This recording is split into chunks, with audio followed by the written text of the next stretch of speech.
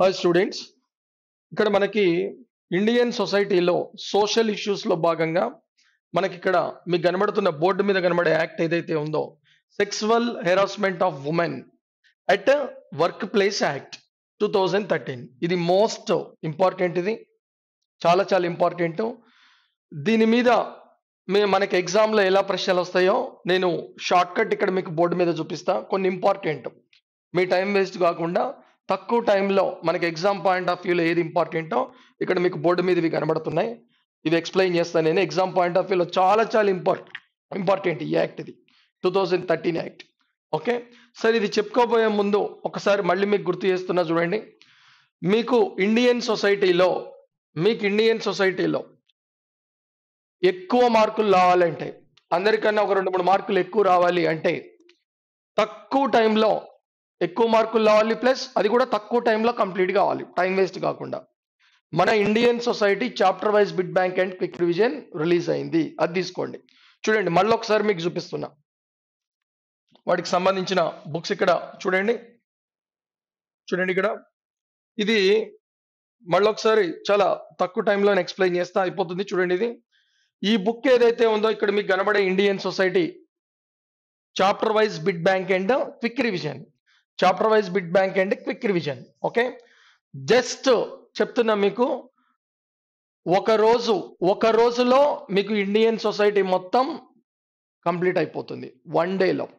Exam point of వ్యూలో మనకి ఏం కావాలో అవన్నీ కంప్లీట్ అయిపోతాయి. అలాంటి షార్ట్ కట్ బాక్సులు ఇందులో ఉన్నాయి. ఎక్కువ టైం వేస్ట్ చేసుకోవాల్సిన అవసరం లేదు. ఓకే, ఒక టైం పెట్టుకోండి స్పెసిఫిక్గా. అంటే మీరు ఈ రోజు అని ఒక టైం పెట్టుకోండి. ఈ రోజు ఇండియన్ సొసైటీ కంప్లీట్ చేయాలి, ఇట్లా ఒక టైం పెట్టుకోండి. ఒక రోజుని కేటాయించండి. ఆ రోజులో మీరు ఎప్పుడైనా సరే జస్ట్ ఒక 10 అవర్స్ స్పెండ్ చేయండి అంతే. ఆ ఒక్క రోజు 10 గంటలు స్పెండ్ చేయండి. 10 గంటలు మీరు ఏ టైం నుంచి ఏ టైం పెట్టుకున్నా ఏం కాదు, కానీ ఒక రోజు కేటాయించండి. ఆ ఒక రోజులో 10 అవర్స్ టైం పెట్టుకోండి. 10 గంటల్లో మీకు మొత్తం ఇండియన్ సొసైటీలో ఎగ్జామ్ పాయింట్ ఆఫ్ వ్యూలో మనకి ఏదైతే అడుగుతారో అవి మొత్తం కవర్ అయిపోతాయి. అట్లా షార్ట్ కట్ బాక్సులు ఇచ్చా. దీంతో ఏమవుతుంది అంటే కాన్ఫిడెన్స్ వస్తుంది మీకు. ఇండియన్ సొసైటీ లాంటి ఒక కొత్త సబ్జెక్ట్, ఒక డిఫరెంట్ సబ్జెక్టు నేను ఒక రోజులో కంప్లీట్ చేయగలిగా అనే కాన్ఫిడెన్స్ ఏదైతే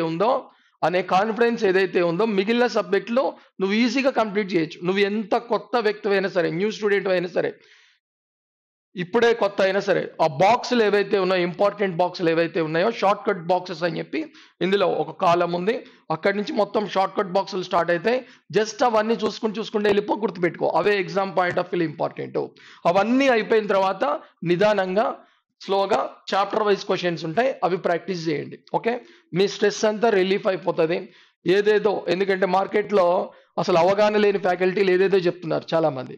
ఓకే, నేను మీకు చెప్తున్న కరెక్ట్ గైడ్ లైన్స్. ఇది తక్కువ టైంలో 10 గంటల్లో మీకు ఒక్కరోజు టైం పెట్టుకొని 10 గంటల్లో మీకు ఇండియన్ సొసైటీలో మెయిన్ టాపిక్స్ అన్ని కంప్లీట్ అయినాయి అంటే మీ కాన్ఫిడెన్స్ ఎలా ఉంటుంది?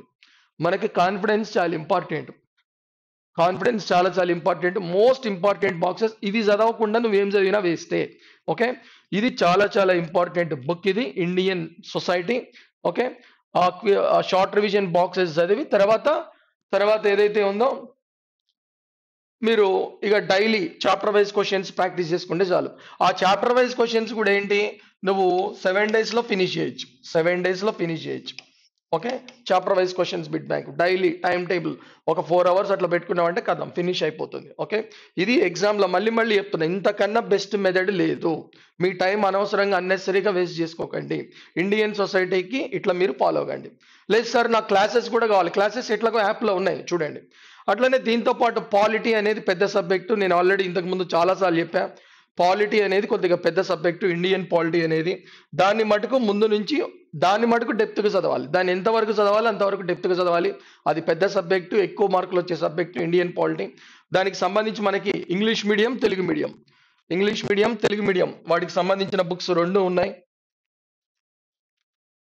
చూడండి, ఇక్కడ ఇది ఇంగ్లీష్ మీడియం బుక్. ఇది English medium polity theory book already మార్కెట్లో రిలీజ్ అయింది. ఇప్పటి నుంచే పాలిటీ ముందు నుంచి మీరు ప్రిపేర్ కండి, డెప్త్గా ప్రిపేర్ కండి. ఆల్రెడీ నేను ఎంతవరకు చెప్పాలో అంతవరకు డెప్త్గా ఆల్రెడీ మన రఘురామ్స్ అకాడమీ యాప్లో చాలా డెప్త్గా చెప్పా. చాలా డెప్త్గా. ఇది కొద్దిగా పెద్ద సబ్జెక్ట్ కాబట్టి ఇన్ఫర్మేషన్ ఎక్కువ ఉంటుంది కాబట్టి దీన్ని డెప్త్గానే చదవాలి.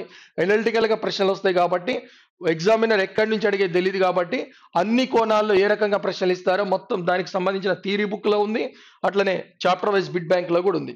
ఇది Telugu medium, English medium books, Telugu medium books కూడా మనకి సపరేట్ ఉన్నాయి. ఓకే, ఇప్పటి నుంచి పాలిటీని మీరు చదవండి. ఇప్పటి నుంచి ఎగ్జామ్ డేట్లు వచ్చిన తర్వాత అట్లా కాదు, ఇప్పటి నుంచే పాలిటీ చదవండి. ఇప్పటి నుంచి చదివితేనే మీకు అందరికన్నా ఎక్కువ మార్కులు వస్తాయి. ఇందులో బైక్ బై రావాలంటే రఘురామ్ సార్ చెప్పిన క్లాసులు ఏవైతే ఉన్నాయో ఇవి మాత్రమే వినండి. రఘురామ్ సార్ అంటే ఎవరు? నేనే. ఓకే, పాలిటీలో మనం చాలా analytical questions, basic level questions, current polity level questions ఎట్లా అన్ని కోణాల్లో ఎట్లా ఇస్తారో అన్ని కోణాలని అవన్నీ కూడా ముందుగానే మనకి ఆ ఎక్స్పీరియన్స్ ఉంది కాబట్టి అవన్నీ గెస్ చేసి ఎట్లా మీకు ఎగ్జామ్లో ప్రశ్నలు ఇస్తారో దాన్ని బేస్ చేసుకొని క్లాసెస్ చెప్పాను నేను.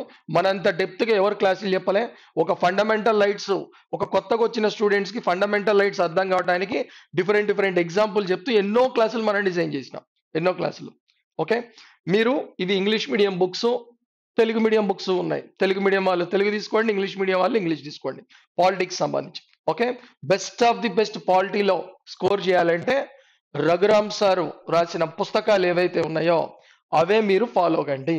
అవే మీరు నా క్లాస్ తీసుకోండి, నా బుక్స్ చదవండి. పాలిటీ మీకు బైకి బై వస్తాయి. ఇప్పటి నుంచి ప్రిపేర్ కండి పాలిటీ కూడా. ఓకేనా? రైట్, తెలుగు మీడియం బుక్ ఒక్కసారి మీకు చూపిస్తా. ఇవి ఇంగ్లీష్ మీడియం బుక్స్ పాలిటీ, ఇవి ఆల్రెడీ మార్కెట్లో అవైలబుల్ ఉన్నాయి. మీరు బుక్ స్టాల్స్లో అయినా తీసుకోవచ్చు, బుక్ స్టాల్స్లో దొరకనప్పుడు యాప్లో అయినా పర్చేస్ చేయొచ్చు. ఓకే, తెలుగు మీడియం బుక్ మళ్ళీ ఒకసారి మీ గురించి చూపిస్తున్నా. చూడండి ఇక్కడ, చూడండి ఇక్కడ, ఇవి Telugu medium books. Telugu medium books, ఇది ఇండియన్ పాలిటీ థియరీ బుక్. ఇది మనకి చాప్టర్ వైజ్ బిట్స్ ఏవైతే ఉన్నాయో ఇది సపరేట్ గా రిలీజ్ చేస్తాం. ఎందుకంటే దీన్ని మనం స్పెసిఫిక్ గా రిలీజ్ చేస్తాం చాప్టర్ వైజ్ బిట్ బ్యాంక్ ఎప్పుడైనా సరే. ఇది కంప్లీట్ థియరీ బుక్, ఇది. ఓకే, ఇందులో మనకి basic questions, analytical questions, current polity questions, ఒక అంటే ఏ టైప్ అంటే ఫస్ట్ ఎట్లా అంటే ఏ లెవెల్ నుంచి క్వశ్చన్స్ ఇచ్చుకుంటూ ఏ రేంజ్ కు మనం పెంచుకుంటూ వెళ్ళాలి. అదొక సైంటిఫిక్ పద్ధతిలో ఇచ్చిన బుక్ ఇది.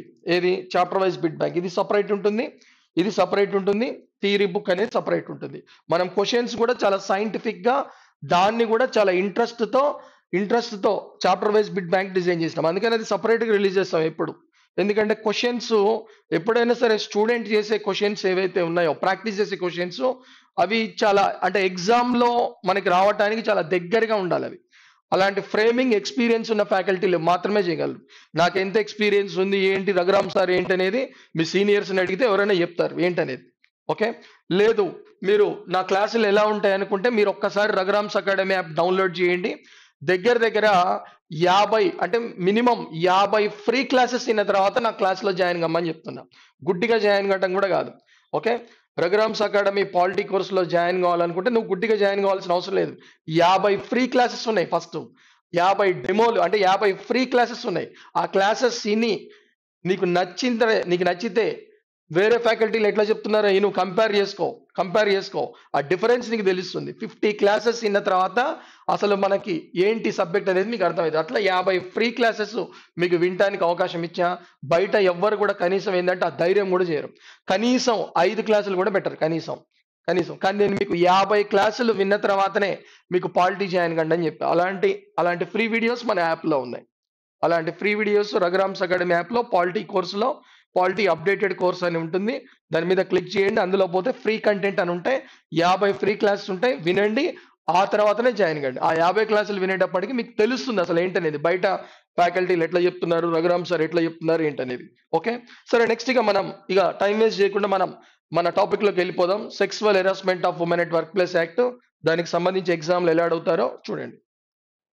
ఇక్కడ sexual harassment of women at work place act 2013. Okay, దీన్ని షార్ట్ కట్ లో POSH యాక్ట్ అంటారు. 2013 చాలా ఇంపార్టెంట్. ఇండియన్ సొసైటీలో సోషల్ ఇష్యూస్ లో క్రైమ్ అగైనెస్ట్ ఉమెన్ దానికి సంబంధించిన వాటిల్లో మహిళలకు సంబంధించిన అంశాలలో చాలా ఇంపార్టెంట్ ఇది. ఓకే, ఈ యాక్ట్ ఒక్కొక్కసారి ఎగ్జామ్ లో ఈ యాక్ట్ ఎప్పుడు రూపొందించారని చెప్పి కూడా అడిగారు. ఈ హెడ్డింగ్ పెట్టి ఈ యాక్ట్ ని ఎప్పుడు, ఏ సంవత్సరంలో రూపొందించారని చెప్పి కూడా అడిగారు. 2013. ఓకే, సరే, అసలు ఈ చట్టం ఏదైతే ఉందో, ఈ చట్టం అంటే దీన్నే మనం తెలుగులో అయితే sexual harassment of women at work place అని ఉంది కదా.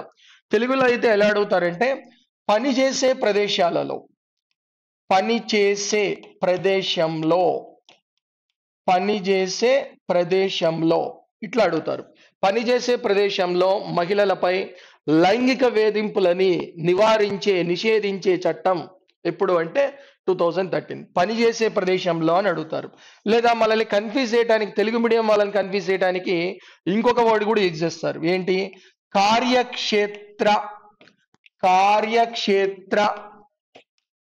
కార్యక్షేత్రంలో అట్లా అంటారు. కార్యక్షేత్రంలో అన్న పనిచేసే ప్రదేశంలో అన్న ఒకటే. కార్యక్షేత్రంలో మహిళలపై లైంగిక వేధింపులను నిషేధించే చట్టం ఎప్పుడు రూపొందించారన్న 2013. పనిచేసే ప్రదేశంలో అన్న కార్యక్షేత్రం అన్న తెలుగులో ఒకటి, ఇంగ్లీష్లో చాలా క్లియర్గా ఉంది. Sexual harassment of women at work place act 2013. Okay. మరి ఈ చట్టంలో ఉన్న ప్రధానమైన ఉద్దేశాలు ఏంటంటే ప్రివెన్షన్, అట్లనే ప్రొహిబిషన్, నివారణ, అంటే వేధింపులని ఈ చట్టం ఎందుకు రూపొందించారంటే ప్రివెన్షన్, వేధింపులను నివారించడానికి, ముందుగానే నిరోధించడానికి, నిషేధించడానికి, ప్రొహిబిషన్, అలాంటి తప్పుడు పనులను నిషేధించడానికి. అట్లనే రీడ్రెసల్ అంటే పునరావాసం, దిద్దుబాటు. ఒకవేళ అలాంటివి ఏమన్నా జరిగితే, అలాంటివి వాళ్ళ మీద ఏమన్నా నిజంగానే పనిచేసే చోట మహిళలపై ఏమన్నా ఇలాంటి వేధింపులు ఇలాంటివి ఏమన్నా జరిగితే వాళ్ళకి దిద్దుబాటు చర్యలు, అంటే వాళ్ళపై జరిగింది, మరి నెక్స్ట్ వాళ్ళు మళ్ళీ మంచిగా ఉండాలంటే ఏం చేయాలి, దానికి సొల్యూషన్స్ ఏం చేయాలి, వాటికి సంబంధించిన రీడ్రెసల్ అంటాం. అంటే ఈ చట్టంలో ఉన్న ప్రధాన ఉద్దేశాలు ఏంటంటే, ఈ చట్టం ప్రధాన ఉద్దేశాలు పనిచేసే ప్రదేశాల్లో మహిళలపై వేధింపులు జరగకుండా ముందే అడ్డుకోవడానికి, వాటిని నిషేధించడానికి, ఒకవేళ జరిగినా దానికి సంబంధించి తక్షణం వాళ్ళకి ఉపశమనం కల్పించే చర్యలు ఏవైతే ఉన్నాయో చేపించడానికి అందుకు ఈ యాక్ట్ రూపొందించారు. ఒక్కోసారి అడుగుతారు, 2013 ఈ చట్టం ఏదైతే ఉందో ఈ చట్టం యొక్క ప్రధాన ఉద్దేశాలు ఏంటంటే ప్రివెన్షన్, ప్రొహిబిషన్, రిడ్రెసల్. ప్రివెన్షన్ అంటే ముందుగా నిరోధించడం, ప్రొహిబిషన్ నిషేధించడం ఇలాంటి కార్యకలాపాలను, వేధింపులను. నెక్స్ట్ రిడ్రెసల్ దిద్దుబాటు చర్యలు, ఆ చర్యలు ఏవైతే ఉన్నాయో, తక్షణ ఉపశమన చర్యలు ఏవైతే ఉన్నాయో అవి చేయటం. ఓకే. సరే, ఇవి మీకు ఇక్కడ అసలు ఈ చట్టం చేయటానికి ఇక్కడ చూడండి, ఇక్కడ ఈ చట్టం చేయాలన్న ఆలోచన అసలు ఎందుకు వచ్చింది, దానికి సంబంధించిన ఇక్కడ ఎగ్జామ్లో అడిగినప్పుడు ఇక్కడ చూడండి, ఇది విశాఖ అండ్ ఇక్కడ దానికి సంబంధించిన కేసు ఒకటి చూడండి. ఇక్కడ Visakha and others versus state of Rajasthan case 1997. Okay. ఈ కేసునే బన్వరి దేవి కేసు అంటాం. ఈ కేసునే బన్వరి దేవి కేసు అంటారు. దీన్నే విశాఖ వర్సెస్ రాజస్థాన్ కేసు అంటారు. 1997 చాలా ఫేమస్. దీనికే ఇంకో పేరు ఏంటి, బన్వరి దేవి కేసు. ఏంటి ఇక్కడ దీని బ్యాక్గ్రౌండ్ ఏంటి, ఇక్కడ ఈ 1997 ఈ సుప్రీంకోర్టు కేసు, ఈ చట్టం రూపొందించడానికి కారణమైన కేసు ఏదంటే 2013 యాక్ట్ రూపొందించడానికి కారణమైన కేసు విశాఖ కేసు అంటాం షార్ట్కట్ లో. ఈ కేసులో సుప్రీంకోర్టు ఇచ్చిన గైడ్ లైన్స్ నే విశాఖ గైడ్ లైన్స్ అంటారు. విశాఖ గైడ్ లైన్స్ ని సుప్రీంకోర్టు ఏ సంవత్సరంలో ప్రకటించింది?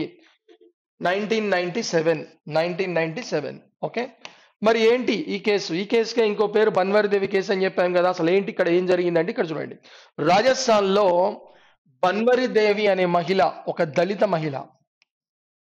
ఈమె రాజస్థాన్ రాష్ట్రానికి సంబంధించిన మహిళ, ఒక దళిత మహిళ.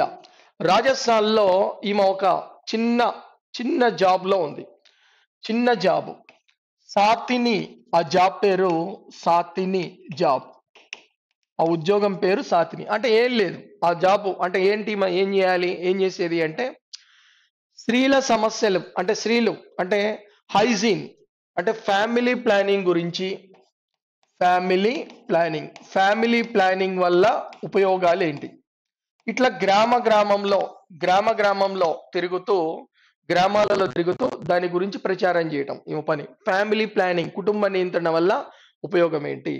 అట్లనే పీరియడ్స్, మెన్సెస్, మహిళలకు పీరియడ్స్, ఆ మెన్సెస్ అవి వచ్చినప్పుడు వాళ్ళు ఎట్లా పరిశుభ్రంగా ఉండాలి, పరిశుభ్రంగా ఉండటం ఎట్లా, అలాంటి వాటిపైన అవగాహన పెంపొందించడం. పీరియడ్స్ టైంలో ఎట్లా మనం హైజీన్ మెయింటైన్ చేయాలి, మహిళలు ఎట్లా హైజీన్ పరిశుభ్రంగా ఉండాలి దానికి సంబంధించి అలాంటి వాటి మీద అవేర్నెస్ కల్పించడం. అట్లనే బాల్య వివాహాలు, చైల్డ్ మ్యారేజెస్ ఏవైతే ఉన్నాయో, చైల్డ్ మ్యారేజెస్ బాల్య వివాహాలు ఏవైతే ఉన్నాయో, ఈ బాల్య వివాహాలు తప్పు, చిన్నప్పుడే ఇట్లా మహిళలకు అమ్మాయిలకు మ్యారేజ్ చేయదని చెప్పి ఎక్కడైనా మ్యారేజ్లు జరుగుతున్నా కూడా అక్కడికి పోయి వాళ్ళకి అవేర్నెస్ కల్పించి ఆ చైల్డ్ మ్యారేజ్ జరగకుండా ఆ పని. అట్లనే భ్రూణ హత్యలు, ఫోర్త్ సైడ్, అట్లనే ఇన్ఫాంట్ సైడ్ ఇట్లా అంటాం కదా. అంటే ఆడపిల్ల గర్భంలో ఉంది అని తెలియంగానే వెంటనే చంపేసే సాంప్రదాయం, లేదా ఆడపిల్లల్ని పురిట్లోనే చంపేసే సాంప్రదాయం, ఇట్లాంటివి ఎక్కడైనా జరుగుతుంటే అక్కడికి పోయి అట్లాంటి వాటిని ఆపి వాళ్ళకి అవేర్నెస్ కల్పించడం. ఓకే, ఇది ఆమె పని. ఎవరి పని? బన్వరి దేవి పని. అంటే ఆమె చేసే జాబ్ పేరు సాతిని. గ్రామాన తిరుగుతూ ఎక్కడన్నా బాల్య వివాహాలు జరిగితే వాటిని ఆపటం, ఎక్కడన్నా జరుగుతున్నాయని తెలిసిన పోలీస్ వాళ్ళకి ఇన్ఫార్మ్ చేయటం. అట్లనే ఆడపిల్లల హత్యలు, అంటే ఆడపిల్ల పుట్టింది అనగానే పుట్టిన తర్వాత చంపేయటం, లేదా కడుపులో ఆడపిల్ల ఉందని తెలియగానే అట్లా చంపేయడం, ఇట్లాంటి వాటికి అడ్డుగా పోరాడటం. ఇవి తప్పు, ఇవి మూఢనమ్మకాలు, మనం ఇట్లాంటివి ఫాలో కావద్దని చెప్పి ఇలాంటి అవేర్నెస్ పెంపొందించడం ఇవ పని. కుటుంబ నియంత్రణని, ఫ్యామిలీ ప్లానింగ్ గురించి, ఇలాంటి వాటి గురించి అవేర్నెస్. పరిశుభ్రత, మహిళలు ఎట్లా పరిశుభ్రంగా ఉండాలి, ఏంటి పీరియడ్స్ టైంలో ఎంత పరిశుభ్రంగా ఉండాలని చెప్పి, ఎలాంటి కేర్ తీసుకోవాలని చెప్పి, ఇలాంటివన్నీ కూడా ఇట్లాంటివి అవేర్నెస్ చేసే చైతన్యపరిచే ఉద్యోగం ఇవ్వదు సాతిని అని. రాజస్థాన్లో ఒకానొక టైంలో 9 నెలల ఆడపిల్ల ఎవరైతే ఉన్నారో, 9 నెలలే, పుట్టే ఎన్ని నెలలు అయింది? 9 నెలలు అయింది. 9 months అయింది పుట్టి. 9 నెలల అమ్మాయికి అప్పుడే ఎవరితోనో మ్యారేజ్ డిసైడ్ చేశారు. 9 నెలల అమ్మాయికి అసలు ఏమైనా తెలుస్తుందా? ఆమెని అప్పుడే ఎవరికో మ్యారేజ్ అయినట్టు దానికి మొత్తం ప్రోగ్రామ్స్ అన్ని, ఆ మ్యారేజ్ చేయడానికి అక్కడ అన్ని కూడా అరేంజ్మెంట్స్ అవన్నీ చేశారు. ఆ విషయం తెలుసుకున్న బన్వరి దేవి అక్కడికి పోయి దాన్ని ఆపడానికి ప్రయత్నించింది, ఆపింది. కానీ కోపంతో గ్రామ పెద్దలు, అక్కడ ఉన్న వాళ్ళు ఎవరైతే ఉన్నారో ఆమెని హత్య చేశారు. బన్వరి దేవి హత్యకి గురైంది. తన ఉద్యోగ నిర్వహణలో భాగంగా ఇలాంటి వాటిని అడ్డుకోవటానికి, ఇలాంటి వాటిని చైతన్యపరిచే క్రమంలో, ఈ మూఢ సాంప్రదాయాలు ఏవైతే ఉన్నాయో వీటిని చైతన్యపరిచే క్రమంలో, వీటిని అడ్డుకునే క్రమంలో చివరికి తనే ప్రాణం కోల్పోయింది. ఇది బన్వరి దేవి అని ఎవరైతే ఉన్నారో ఆమెకు సంబంధించిన విషయం. దీనిపైన అంటే బన్వరి దేవి చనిపోయింది, ఆమె తరపున సుప్రీం కోర్టుకు పోయి కేసేసిన వాళ్ళు ఎవరంటే విశాఖ అనే స్వచ్ఛంద సంస్థ. వీళ్ళు రాజస్థాన్లో ఉన్న స్వచ్ఛంద సంస్థ. వీళ్ళు రాజస్థాన్లో మహిళల సమస్యలపై పోరాడే ఒక స్వచ్ఛంద సంస్థ. చాలా మంది విశాఖ వర్సెస్ రాజస్థాన్ అంటే విశాఖపట్నం నుంచి రాజస్థాన్ పోయిన వాళ్ళు ఇబ్బంది పడ్డారేమో అనుకుంటారు. కాదు, ఈమె Visakha and women's rehabilitation group అని ఒకటి ఉంది. ఓకే, ఇది మహిళల సమస్యలపై పోరాడబడే ఒక గ్రూప్. ఇది రాజస్థాన్లో ఉంది, విశాఖ అనేది. వాళ్ళు పోయి ఏం చేశారంటే బన్వరి దేవి తరపున కోర్టులో కేసేశారు, సుప్రీం కోర్టులో. పనిచేసే చోట ఒక మహిళ తన ఉద్యోగ నిర్వహణలో భాగంగా అక్కడ అవేర్నెస్ కల్పించడానికి పోతే చివరికి ఆమెని హత్య చేశారు. మరి పనిచేసే చోట మహిళలకి రక్షణ లేదా? పనిచేసే చోట మహిళలపై ఇట్లా వేధింపులు జరిగితే ఎట్లా? పనిచేసే చోట మహిళల ప్రాణాలకి రక్షణ లేకపోతే ఎట్లా? దీనిపై రాజస్థాన్ స్టేట్ గవర్నమెంట్ ఫెయిల్ అయింది. మీరే ఏదో ఒకటి చేయాలని చెప్పి ఇక్కడికి వెళ్ళారు, సుప్రీం కోర్టుకి వెళ్ళారు. ఓకే, విశాఖ అనేది మహిళల సమస్యలపై పోరాడే సంస్థ రాజస్థాన్ రాష్ట్రంలో ఉంది, ఆ పేరుతో ఉంది. ఓకే, మరి సుప్రీంకోర్టు జడ్జిమెంట్ ఇచ్చింది 1997లో. దాన్నే విశాఖ గైడ్ లైన్స్ అంటారు. దాన్ని ఏమంటాం మనం? Visakha guide lines. పనిచేసే చోట మహిళలకి రక్షణ కల్పించడం దీని ఉద్దేశం. పనిచేసే చోట మహిళలపై లైంగిక వేధింపులు అరికట్టడానికి కేంద్ర రాష్ట్ర ప్రభుత్వాలు, సెంట్రల్ అండ్ స్టేట్ గవర్నమెంట్స్ కఠిన చట్టాలు రూపొందించాలి. వాళ్ళ రక్షణకై, వాళ్ళపై వేధింపులని నిషేధించడానికి కఠిన చట్టాలు రూపొందించాలి. పనిచేసే చోట మహిళలకి ఇట్లా వాటిని కంట్రోల్ చేయకపోతే ఎట్లా? మీ ప్రభుత్వాలు ఏం చేస్తున్నాయి? మీ స్టేట్ గవర్నమెంట్స్ ఏం చేస్తున్నాయి? సెంట్రల్ గవర్నమెంట్ ఏం చేస్తుంది? ఇమీడియట్ గా వాటికి సంబంధించి వాటిని కంట్రోల్ అయ్యే విధంగా కఠిన చట్టాలు రూపొందించండి. వాళ్ళు పనిచేసే ప్రదేశాల్లో వాళ్ళకి రక్షణ ఉండే విధంగా కఠిన చట్టాలు రూపొందించండి అని చెప్పి సుప్రీంకోర్టు 1997లో చెప్తే చివరికి 2013లో ఆ చట్టం చేశారు. 2013లో. ఓకే, ఇక్కడ గుర్తుపెట్టుకోండి, ఈ 2013 యాక్ట్ కేవలం గుర్తుపెట్టుకోండి, పనిచేసే చోట మహిళలపై వేధింపులు అరికట్టడానికి మాత్రమే సంబంధించింది. ఓన్లీ పనిచేసే చోట, వర్క్ ప్లేస్ యాక్ట్ అంటున్నాం. ఓకే, నెక్స్ట్ ఇక్కడ చూడండి, ఇక్కడ సరే ఓకే అంటే ఇది మీకు షార్ట్ కట్ లో చెప్తున్నా, ఇది డెప్త్ గా మన రఘురామ్స్ అకాడమీ యాప్ లో ఉంది. 2013 చట్టం డెప్త్ గా ఎవ్రీ సెక్షన్, అందులో ఈ యాక్ట్ లో ఉన్న ఎవ్రీ సెక్షన్ చాలా డెప్త్ గా మన రఘురామ్స్ అకాడమీ యాప్ లో ఉంది. ఇక్కడ ఓన్లీ మీకు ఎగ్జామ్ పాయింట్ ఆఫ్ వ్యూలో కొన్ని షార్ట్ కట్స్ ఇంపార్టెంట్ చెప్తున్నా. ఇందులో ఇంకొకటి మీరు ఇక్కడ గుర్తుపెట్టుకోవాల్సిన ఇంకొక ముఖ్యమైన పాయింట్ కూడా ఉంది. ఏంటంటే 1979 సిడా చాలాసార్లు డైరెక్ట్ గా ఇండియన్ సొసైటీలో women related social issues topics అవుతున్నప్పుడు ఇది మినిమం ఐడియా ఉండాలి. ఇది కూడా చాలా ఇంపార్టెంట్ ఎగ్జామ్ లో. 1979 సిడా ఎగ్జామ్ లో సిడా అంటే ఏంటి, దాని అబ్రివేషన్, మహిళలకు సంబంధించిన సిడా అంటే ఏంటి, దాని యొక్క ఫుల్ ఫామ్ ఏంటి అని చెప్పి అడుగుతారు. CEDAW చూడండి, దానికి సంబంధించి దాని ఫుల్ ఫామ్ ఏంటంటే చూడండి, convention on the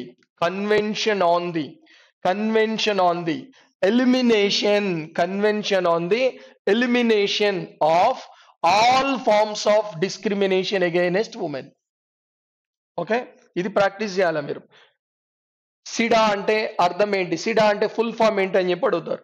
convention on the elimination of all forms of discrimination against women. Okay, దీనిని ఐక్యరాజ్య సమితి జనరల్ అసెంబ్లీ, ఐక్యరాజ్య సమితిలో జనరల్ అసెంబ్లీ ఈ కన్వెన్షన్ ని ఆమోదించింది. ఓకే, ఐక్యరాజ్య సమితిలో లేదా యుఎన్ఓలో జనరల్ అసెంబ్లీ సిడాని ఆమోదించిన కాలం ఎప్పుడు అంటారు? 1979. చాలా చాలా ఇంపార్టెంట్. తెలుగులో దీని అర్థం ఏంటంటే మహిళలపై జరుపుతున్న అన్ని రకాల వివక్షతలను రూపుమార్పాలి. Okay, all forms of discrimination, ఇక్కడ చూడండి, elimination of all forms of discrimination against women. మహిళలు రకరకాల ప్రదేశాలలో, రకరకాల రంగాలలో, అన్ని రకరకాల కోణాల్లో వివక్షత ఎదుర్కొంటున్నారు. మహిళలంటే చిన్న చూపు, మహిళలంటే తక్కువ భావం, మహిళలంటే ఏముందిలే అని చెప్పది, రకరకాల కోణాల్లో మహిళలు వివక్షత ఎదుర్కొంటున్నారు. మహిళలు ఎన్ని కోణాల్లో అయితే వివక్షత ఎదుర్కొంటున్నారో, ఓకే, ఆ వివక్షతలన్నీ నిర్మూలించడమే లక్ష్యంగా ఐక్యరాజ్య సమితి జనరల్ అసెంబ్లీలో ఒక కన్వెన్షన్ రూపొందించారు. దాన్నే సిడా అంటాం. అది ఏ ఇయర్? 1979. ఓకే, ఈ కన్వెన్షన్ 1979 సిడా ఏదైతే ఉందో దీనిపై ఇండియా కూడా సంతకం చేసింది. ఇండియా కూడా సంతకం చేసింది. ఎప్పుడు? 1980లో సంతకం చేసింది. ఇండియా కూడా సంతకం చేసింది. ఎప్పుడు? 1980లో సంతకం చేసింది. ఓకే, అయితే ఇండియా పార్లమెంటు దీనిని పార్లమెంటులో డిస్కస్ చేసి దీన్ని ఇండియా పార్లమెంట్లో కూడా ఈ కన్వెన్షన్ గురించిపై మహిళలపై జరుగుతున్న అన్ని రకాల వివక్షతలను రూపుమాపాలి అనే ఈ అంశాన్ని ఇండియన్ పార్లమెంట్ యాక్సెప్ట్ చేసిన కాలం ఎప్పుడంటే ఇండియన్ పార్లమెంట్ లో కూడా డిస్కషన్ జరిగింది. ఈ కన్వెన్షన్ ఇండియన్ పార్లమెంట్ ఒప్పుకున్న కాలం 1994. ఇండియా సైన్ చేసిన కాలం ఎప్పుడంటే 1980. ఈ కన్వెన్షన్ ని ఇండియన్ పార్లమెంట్ ఆమోదించిన కాలం ఎప్పుడంటే 1994. ఓకే, ఇవి ఎగ్జామ్ లో చాలా చాలా ఇంపార్టెంట్. ఓకే, నెక్స్ట్ అట్లనే ఈ చట్టంలో ముఖ్యమైన సెక్షన్లు సెక్షన్ 3 ఏదైతే ఉందో సెక్సువల్ హెరాస్మెంట్ అంటే ఏంటో చెప్తుంది. ఏ చట్టం? ఇప్పుడు 2013 యాక్ట్. Okay, 2013 act. ఇక్కడ చూడండి, ఇక్కడ 2013 యాక్ట్లో సెక్షన్ 3 సెక్సువల్ హెరాస్మెంట్, లైంగిక వేధింపు అంటే ఏంటో చెప్తుంది. పనిచేసే చోట మహిళలపై లైంగిక వేధింపు, సెక్సువల్ హెరాస్మెంట్ అంటే మీనింగ్ ఏంటో చెప్తుంది. సెక్సువల్ హెరాస్మెంట్ అంటే అర్థం ఏంటి, ఇవన్నీ మన రఘురామ్స్ అకాడమీ యాప్లో చాలా దీనిపై ఉన్న డెప్త్గా ఉన్న క్లాస్లో అక్కడ మీకు పూర్తి డెప్త్ లెసన్ కనబడుతుంది. రఘురామ్స్ అకాడమీ యాప్లో ఫ్రీగానే మీకు అవైలబుల్ ఉంటుంది ఈ టాపిక్. ఇది ఇండియన్ సొసైటీ క్లాసెస్లో మీరు వెళ్ళి చూడొచ్చు. ఓకే, లేదంటే ఇండియన్ పాలిటీ క్లాస్లో అయినా సరిపోయి చూడొచ్చు ఇది. ఓకే, సొసైటీలో, ఇండియన్ సొసైటీలో అయితే సోషల్ ఇష్యూస్లో బాగా అడుగుతారు ఇది. సెక్షన్ 3 సెక్సువల్ హెరాస్మెంట్ అంటే ఏంటో చెప్పే సెక్షన్ నెంబర్ ఎంత? సెక్షన్ 3. అంటే సెక్సువల్ హెరాస్మెంట్ అంటే ఫర్ ఎగ్జాంపుల్ డైరెక్ట్ కానీ ఇండైరెక్ట్ కానీ ఆ పని చేస్తున్న మహిళ ఎవరైతే ఉన్నారో ఆమెకి ఇబ్బంది కలిగించడం. అంటే సెక్సువల్గా ఆమె మీద జోకులు వేయటం, డబుల్ మీనింగ్ డైలాగులతో జోకులు వేయటం, కావాలని ఆమెకి తాకుతూ పోవటం, కావాలని పని ఎంతవరకు వచ్చిందని చెప్పి మీద చేయటం, అవసరం లేకపోయినా సరే ఆమె పనిలో జోక్యం చేసుకోవడం, నేను నీకు ప్రమోషన్ ఇవ్వాలంటే నువ్వు నాకు సెక్సువల్గా ఫేవర్ చేయాలని చెప్పి ఇలాంటివి అడగటం, నువ్వు నాకు సెక్సువల్గా ఫేవర్ చేస్తే నీ యొక్క శాలరీ పెంచుతా అని చెప్పి ఇలాంటివి మాట్లాడటం. ఆమె ఒకవేళ ఒప్పుకోకపోతే, నువ్వు చెప్పిన దానికి ఒప్పుకోకపోతే అక్కడ చాలా నెగిటివ్గా ఆమె గురించి ప్రచారం చేయటం, ఆమె పర్మిషన్ లేకుండానే, ఆమెకి ఇష్టం లేకుండానే ఆమె ఫోన్కి బ్లూ ఫిలిమ్స్ పోర్నోగ్రాఫిక్ వీడియోలు ఏవైతే ఉన్నాయో వాటిని పంపించటం, అలాంటి ఫోటోలు పంపించటం, ఇవన్నీ కూడా అంటే అన్వెల్కమ్డ్ బిహేవియర్ అంటాం. అన్వెల్కమ్డ్ బిహేవియర్. ఓకే, అన్వెల్కమ్డ్ బిహేవియర్ అంటే అక్కడ చాలా ఇబ్బందికరంగా ఆ మహిళలతో ఇబ్బందికరంగా ప్రవర్తించడం, ఇట్లాంటివన్నీ ఉంటాయి సెక్సువల్ హెరాస్మెంట్ అంటే. సరే, మనకి డెప్త్గా ఉన్న లెసన్లో అవన్నీ క్లియర్గా వస్తాయి. ఓకే, నెక్స్ట్ ఇక్కడ మరి పనిచేసే ప్రదేశాలలో మహిళలపై లైంగిక వేధింపులు అరికట్టడానికి 2013 యాక్ట్లో సెక్షన్ 4లో ఇంటర్నల్ కంప్లైంట్ కమిటీ గురించి చెప్పారు. Internal complaint committee. ఓకే, ఇందులో సెక్షన్ 3 చెప్తుంది. సెక్షన్ 3 ఇంటర్నల్ కంప్లైంట్ కమిటీ గురించి చెప్తుంది. సెక్షన్ 4 ఇది. Section 4 internal complaint committee. Local complaint committee గురించి చెప్పేది, లోకల్ కంప్లైంట్ కమిటీని ఎవరు ఏర్పాటు చేస్తారో చెప్పే సెక్షన్ నెంబర్. అంటే ఇదొక separate committee, local complaint committee అనేది. ఇంటర్నల్ కంప్లైంట్ కమిటీ వేరు, ఇది సెక్షన్ 4 ప్రకారం ఏర్పాటు చేస్తారు. లోకల్ కంప్లైంట్ కమిటీని ఏర్పాటు చేసే వ్యక్తి గురించి 6వ సెక్షన్ చెప్తుంది. లోకల్ కంప్లైంట్ కమిటీలో ఎంతమంది ఉంటారు, ఏంటి, దాని కంపోజిషన్, దాని నిర్మాణం ఏంటని చెప్పేది 7th. సరే, మొత్తానికి ఇక్కడ ఇలాంటివి ఉంటాయి. మీకు షార్ట్ కట్ లో చెప్తున్నా చూడండి, ఇది ఎగ్జామ్ లో చాలా ఇంపార్టెంట్, చాలాసార్లు అడిగారు. ఇంటర్నల్ కంప్లైంట్ కమిటీ అంటే అర్థం ఏంటంటే, ఎక్కడన్నా ఆఫీస్లో 10 మంది కన్నా ఎక్కువ, 10 ఆర్ అబోవ్ 10 మంది కానీ లేదా 10 మంది కన్నా ఎక్కువ ఎంప్లాయీస్ పనిచేస్తున్నారు అనుకోండి, 10 మెంబర్స్ లేదా 10 మెంబర్స్ కన్నా ఎక్కువ మంది ఉద్యోగులు పనిచేస్తున్నారు అనుకోండి, ఖచ్చితంగా అక్కడ ఆ సంస్థ యజమాని, ఆ కంపెనీ యజమాని, ఆ సూపర్ మార్కెట్ యజమాని, ఆ కంపెనీ యజమాని, వీళ్ళు ఎవరైతే ఉన్నారో వీళ్ళు ఖచ్చితంగా ఇంటర్నల్ కంప్లైంట్ కమిటీ ఏర్పాటు చేయాలి. Internal complaint committee. ఏదన్నా సరే ఒక ఆఫీస్లో మినిమం 10 మంది లేదా అంతకన్నా ఎక్కువ మంది పనిచేస్తున్నట్లయితే ఖచ్చితంగా అక్కడ దాని యజమాని, దాని ఎంప్లాయర్ అంటే యజమాని, ఎంప్లాయర్ ఈ ఇంటర్నల్ కంప్లైంట్ కమిటీని ఏర్పాటు చేయాలి.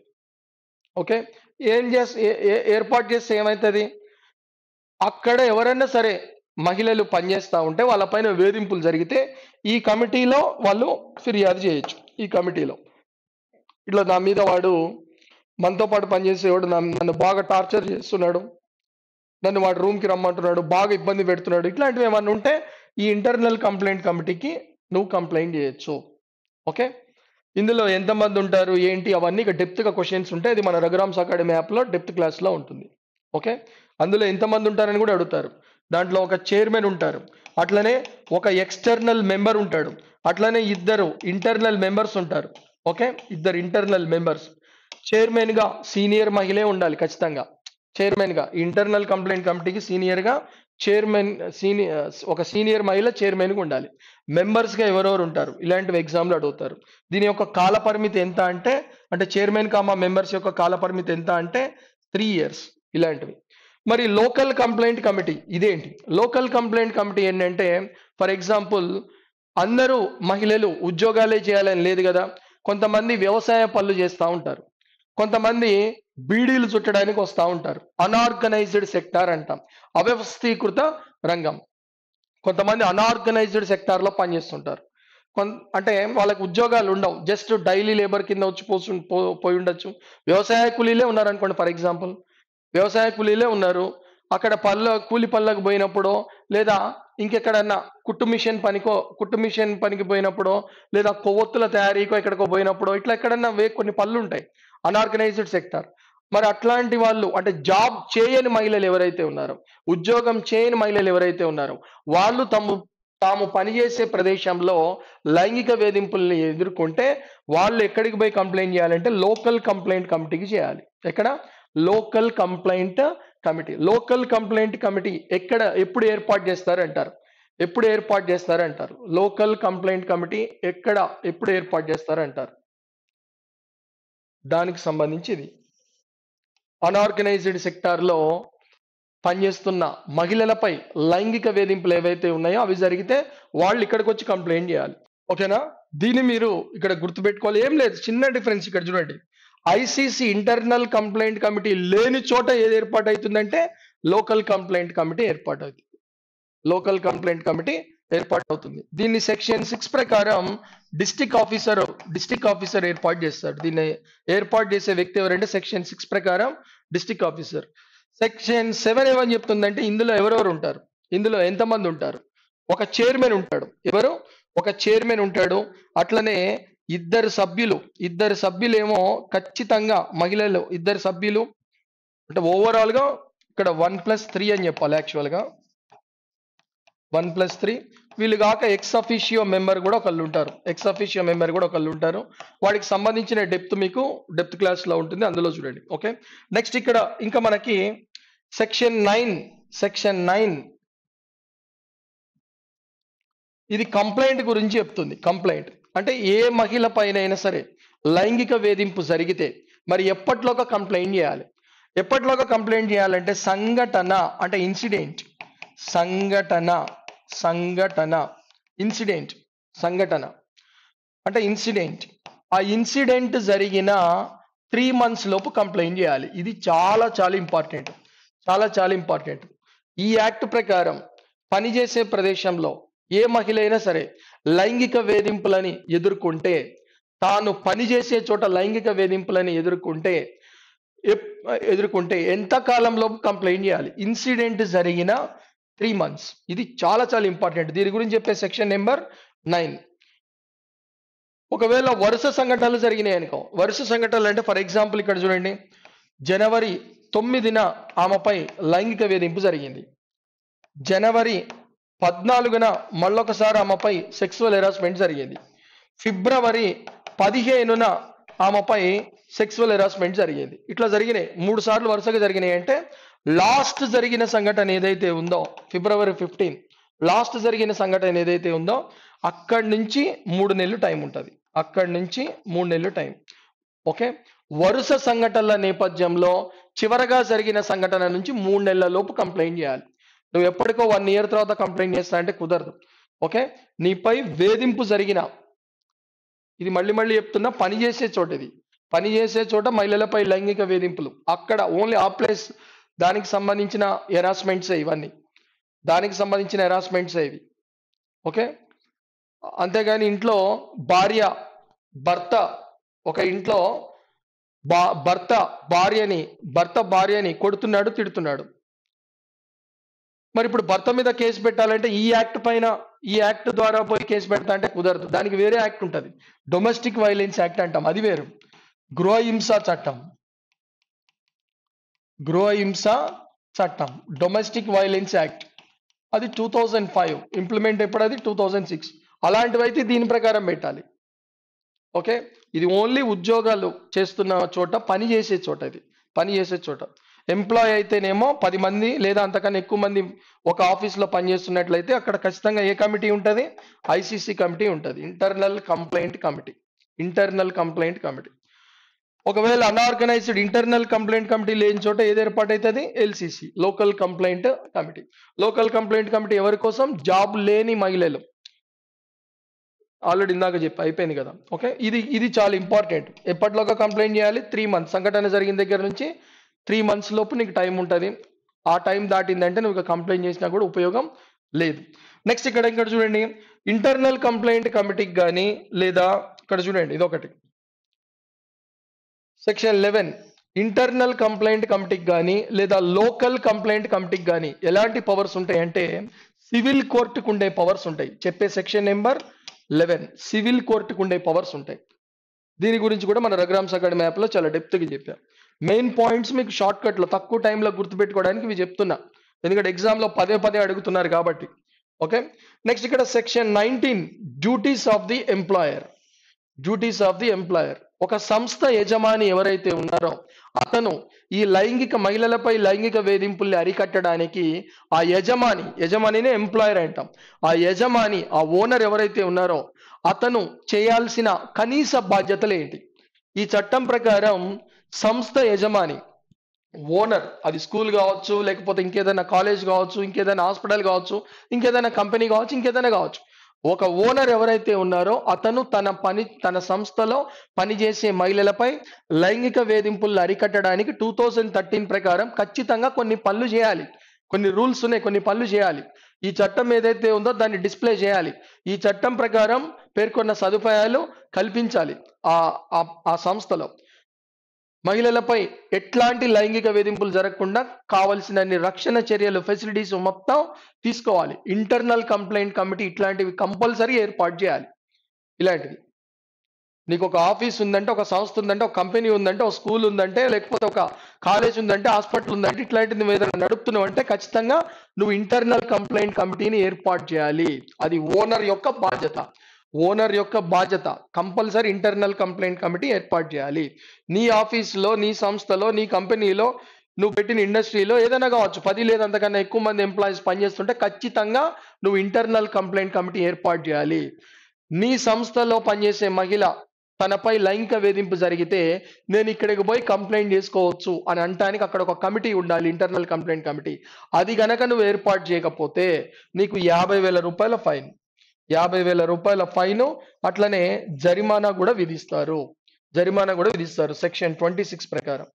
ఓకే, సెక్షన్ 19 ప్రకారం ఏంటి? ఇలాంటివి నువ్వు ఏర్పాటు చేయాలి. బోర్డులు పెట్టి, ఫ్లెక్సీలు పెట్టి ప్రదర్శించాలి. ఈ యాక్ట్ గురించి, ఇందులో ఉన్న రక్షణల గురించి మొత్తం చెప్పాలి.